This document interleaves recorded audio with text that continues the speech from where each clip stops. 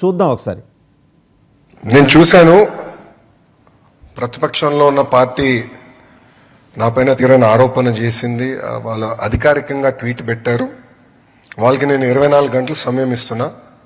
2,000 రూపాయలు నా బ్యాంక్ అకౌంట్కి వచ్చింది, నా జోబులోకి వచ్చిందని వాళ్ళు అంటున్నారు కనుక నిరూపించండి, లేదంటే ఆ స్టేట్మెంట్ విత్డ్రా చేయండి. ఈ రెండు చేయకపోతే చాలా తీవ్రమైన పరిణామాలు ఉంటాయి. అలాగే ఆయన అసెంబ్లీలో కూడా మాట్లాడారు, అది కూడా చూద్దాం ఒకసారి. అసెంబ్లీలో ఏం మాట్లాడారు. అమ్మఒడి గురించి అందరికి తెలిసిన విషయమే, అది అర్ధవటి అయిపోయింది. 83 లక్షల మంది విద్యార్థులు ఉంటే కేవలం 42 లక్షల మంది విద్యార్థులకు ఇస్తున్నారు అధ్యక్ష. అమ్మఒడి గురించి సో అదండి, 83 లక్షల మంది విద్యార్థులు ఉంటే మీరు ఇచ్చింది 42 లక్షల మందికి, అంటే సగానికి సగం.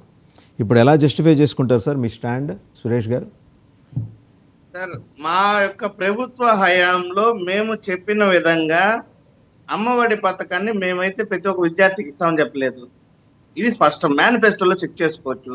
రెండో అంశం ఏంటంటే, లోకేష్ గారి మీద మేము చేస్తున్నటువంటి ఆరోపణ ఎందుకు ఉత్పన్నమైందంటే, గతంలో జగన్మోహన్ రెడ్డి గారు ఇచ్చేటువంటి అమ్మఒడిలో ఉన్నటువంటి కోతల తాలూకా జగన్ జోబులోకి వెళ్తున్నాయన్నటువంటి ఆరోపణ తీసుకొని వచ్చింది ఆనాడు లోకేష్ గారు.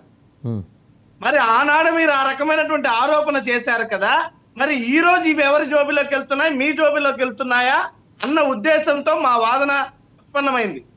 మేము ఆ రోజు ఆయన వార్నింగ్ ఇచ్చారు మీకు, ఒకవేళ మీరు నిరూపించలేకపోతే ఆయన జేబులోకి వెళ్తున్నట్టు చట్టపరమైన చర్యలు తీసుకుంటే రెడీగా ఉండండి, జైలు ఖాళీగానే ఉన్నాయి. సార్, మేము ఈ ప్రభుత్వం అధికారంలోకి వచ్చినప్పటి నుంచి సిద్ధంగా ఉన్నాం జైలుకి వెళ్ళడానికి, కేసులు ఎదుర్కోవడానికి. దాంట్లో ఎటువంటి అనుమానం లేదు. ఏదో ఒక రోజు ఏదో ఒక సందర్భంలో మా మీద కేసులు, మా మీద అరెస్టులు, మమ్మల్ని జైలుకి పంపడానికి ఈ ప్రభుత్వం పూనుకుంటుందన్నది సిద్ధంగా ఉన్నాం మేము.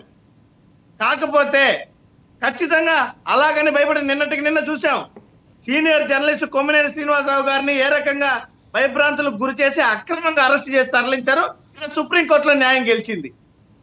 ఈ రకంగా రాష్ట్రంలో ఎవరో ప్రశ్నించకూడదు, రాష్ట్రంలో ప్రశ్నించేటువంటి తత్వం ఉంటే కేసులు ఎదుర్కోవాల్సి వస్తుందని భయభ్రాంతులకు గురి చేయాలనేటువంటి వాతావరణం కల్పించాలని అక్రమంగా అరెస్టు చేయడం జరిగింది. మేమైతే భయపడం అక్రమ కేసులకి, అక్రమ అరెస్టులకి. ఇక్కడ మేము ప్రశ్నించేది ఒకటి, ఇచ్చిన మాట మీద ఎందుకు కట్టుబడరు? మీరు ఏ రకంగా 2000 కట్టుబడతారులేండి, మీరు కొంచెం బ్రీతింగ్ స్పేస్ ఇవ్వాలి కదా. 1 year కదా అయింది, ఇంకో 4 ఏళ్ళు ఉన్నాయి. 4 ఏళ్ళ లోపల కట్టుబడతారు. మళ్ళీ మీ దగ్గరకు వస్తాం ఒకసారి. సజ్జా అజయ్ కుమార్ గారి దగ్గరికి వెళ్దాం. అజయ్ గారు నమస్తే అండి. ఇప్పుడు రెండు రకాల క్లారిటీలు లోకేష్ గారు, మినిస్టర్ గారు ఇచ్చారు.